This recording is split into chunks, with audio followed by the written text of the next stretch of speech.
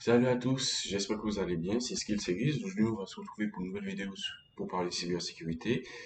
Alors, je tiens à m'excuser pour le temps que cette vidéo prendra pour arriver sur la chaîne après la première vidéo, parce que il y a eu pas mal de choses qui ont fait que la situation est un petit peu compliquée. J'ai eu un rhume, donc du coup, c'était assez compliqué de devoir enregistrer des vidéos comme ça. Je souhaite aussi vous souhaiter une bonne année, même si je sais que c'est en retard, parce que la première vidéo que j'ai upload, en fait, je l'ai enregistrée en décembre, bien avant mon anniversaire, et que j'avais prévu de la sortir en janvier, mais j'ai pas pensé à faire des souhaiter des bonnes années. Mais de toute façon, je vais revenir à peu près sur ce sujet-là, de mes conseils style de vie pour vous expliquer là aussi le comment du pourquoi. Et je tenais à vous dire, merci pour vos pour vos retours en privé, pour ceux qui me connaissent déjà via WhatsApp et tout, pour l'amélioration de ma chaîne. Et ça, j'ai trouvé ça très important pour moi. Donc, on va se retrouver tout de suite après l'intro et nous allons vraiment définir qu'est-ce que la cybersécurité et tout ce qui va avec.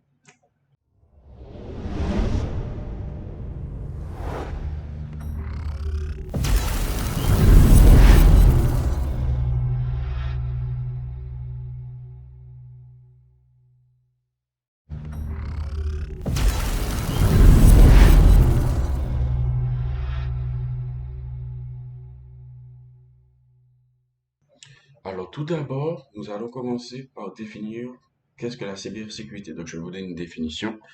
Donc, le mot cybersécurité est un néologisme désignant le rôle de l'ensemble des lois, politiques et outils, dispositifs, concepts et mécanismes de sécurité, méthodes de gestion des risques, actions, formations, bonnes pratiques et technologies qui peuvent être utilisées pour protéger les personnes et les actifs informatiques, matériels et immatériels, connectés directement ou indirectement à un réseau, des États ou des organisations avec un objectif de disponibilité, d'intégrité, d'authenticité et de confidentialité, preuve et non-répudiation. Donc, on va revenir à peu près sur tous ces éléments techniques. Mais là, vous allez me dire, oui, mais ok, d'accord, tu nous as donné la définition, mais ça veut dire quoi concrètement? Alors, en gros, la cybersécurité est la protection des systèmes d'information connectés à Internet contre les menaces informatiques visant le matériel, les logiciels et les données, et ainsi que vous protégez vous aussi également à travers tout cela. On va définir aussi qu'est-ce qu'un système d'information. Donc un système d'information, donc est appelé communément en informatique un SI, c'est l'ensemble des ressources de l'entreprise qui permettent la gestion de l'information. Le SI est généralement associé aux technologies, matériels, logiciels et communications, aux processus qui les accompagnent et aux zones qui les supportent. D'abord appelé informatique, cet ensemble a pris le nom de SI avec l'arrivée des nouvelles technologies qui ont élargi son domaine. D'accord. Donc maintenant, comme j'ai dit, je vais vous m'expliquer de façon imagée ce que je veux dire.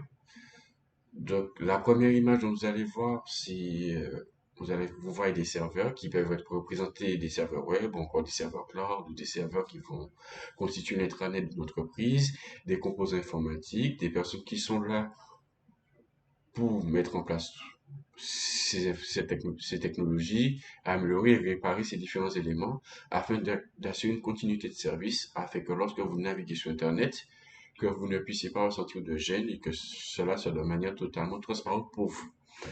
Dans le but, donc le but des experts en cybersécurité, au final, est d'assurer ce maintien de bon fonctionnement du système d'information en empêchant qu'une personne malveillante appelée pirate informatique vienne attaquer ces différents équipements afin de voler des informations dans un but de nuire ou encore de faire un profit financier.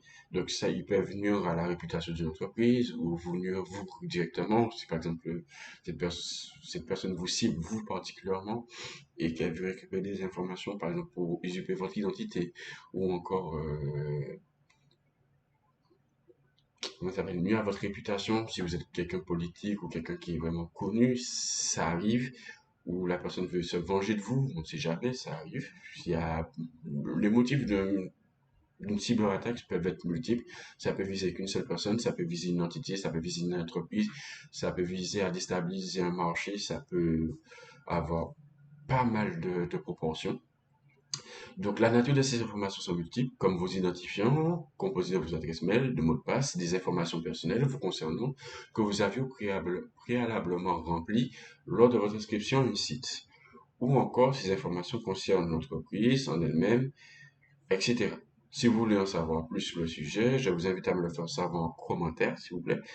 Et je vous ferai une vidéo beaucoup plus détaillée à ce niveau afin de comprendre ce qui peut motiver un pirate, en quelque sorte, comprendre sa façon de réfléchir, le pourquoi et du comment.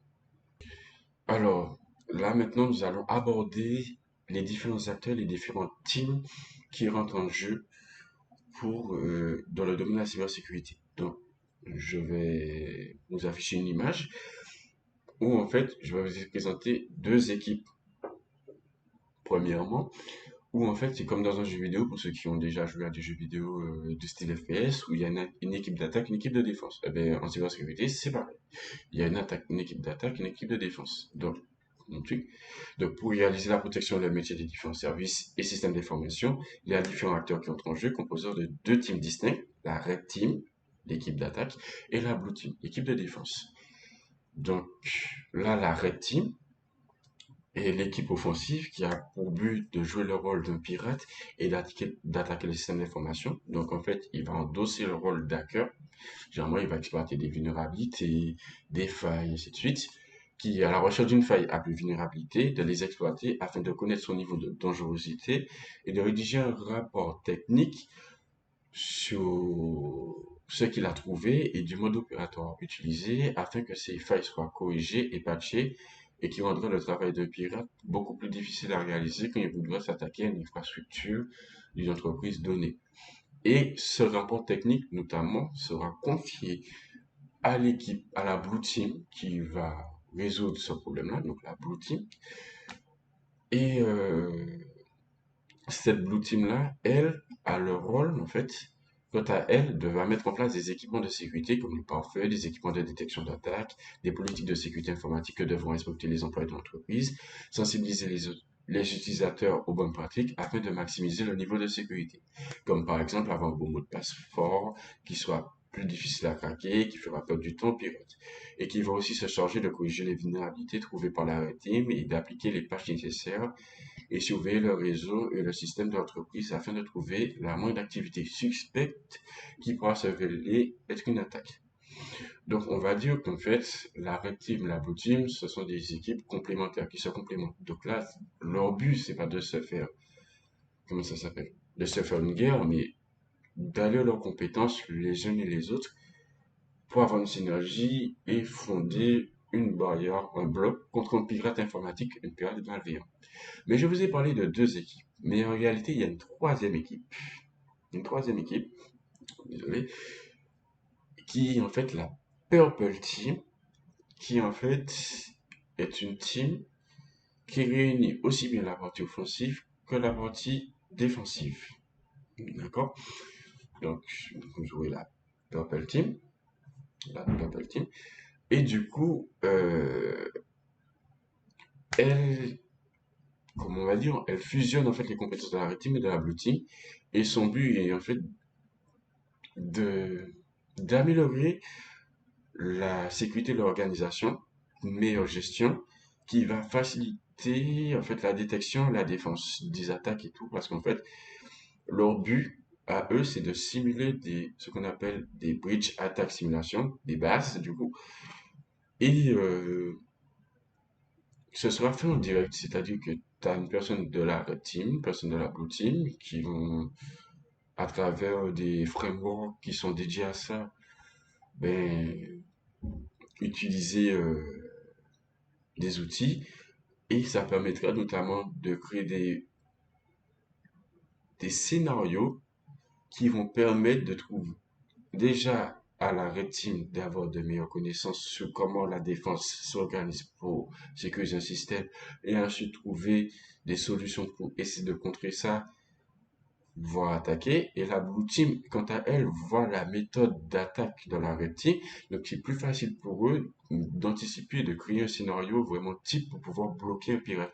Donc, ce qui permet de consolider l'entreprise. Donc, on va, résumé tout ça. Donc, en effet, le problème, c'est qu'une fois que son travail est effectué, la Red Team ne sait pas ce que met en place la Blue Team pour sécuriser ses équipements et par conséquent manque de visibilité afin de s'améliorer et trouver des failles beaucoup plus pointues dans les configurations effectuées par la Blue Team. Et la Blue Team, elle, ne sait pas comment agir la Red Team, passée en dessous des radars des différents systèmes de détection, comme les IPS, les Honeypots, et ainsi de suite, pour réussir leurs attaques sans alerter le système de sécurité prévu à cet effet. Donc, elles aussi ont toujours un train de retard par rapport à l'autre équipe. Donc, la Purple Team, en complément de ces deux premières teams, elle va créer des scénarios appelés Breach and Attack Simulation, appelés base, ce qui permet d'être à la fois dans la peau d'un attaquant et de défenseur, car en réalisant ces simulations, ils peuvent directement voir comment les attaquants réalisent leur attaque avec les différentes techniques utilisées, et savent aussi comment configurer les équipements de détection et améliorer ce système afin que ces techniques puissent être détectées.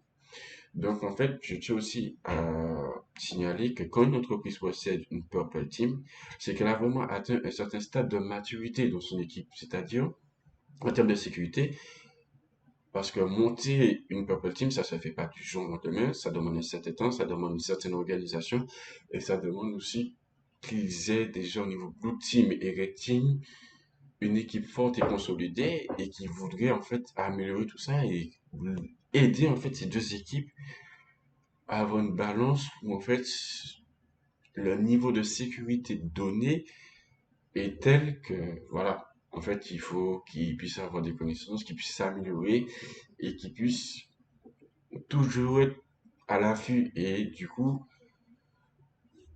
la Purple Team est la bonne solution pour cela. Donc c'est ici que s'achève cette première vidéo pour définir qu'est-ce que la cybersécurité.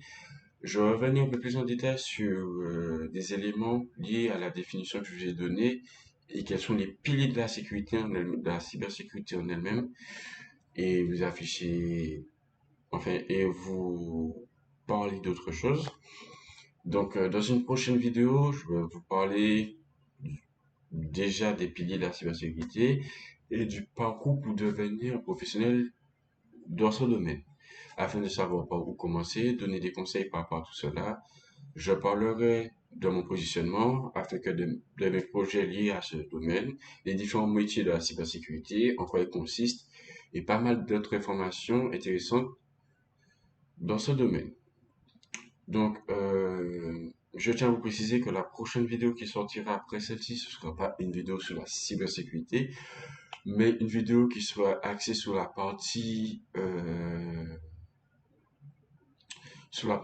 style de vie, lifestyle, des conseils de vie pour pouvoir vous améliorer en termes de productivité, en termes de rythme de vie, de qualité de vie, de nutrition. Bon, je ne sais pas encore exactement qu'est-ce que je vais aborder dans cette première vidéo sur les styles de vie.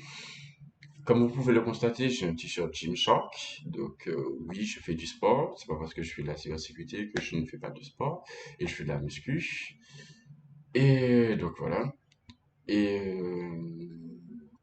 donc pour terminer, ce que je peux vous dire, c'est que si vous avez aimé ce contenu, n'oubliez pas de liker, s'il vous plaît, cette vidéo, parce que ça demande du temps et du travail. Certes, j'ai pris du temps avant de avant de sortir cette vidéo. Je tiens à signaler que quand elle va sortir, donc je l'enregistre le samedi, nous sommes le samedi 23 janvier, qu'elle va sortir samedi prochain. Et quand elle va sortir samedi, je serai en pleine compétition de d'hacking, en fait, donc ce qu'on appelle CTF, donc Capture the Flag. Donc voilà. Donc n'hésitez pas à liker, vous abonner, commenter, partager cette vidéo. Et sous ces derniers mots, je vous souhaite de passer une excellente journée, week-end et une bonne semaine à vous. Et on se retrouve pour une prochaine vidéo. On se retrouve pour une prochaine vidéo. Tchuss.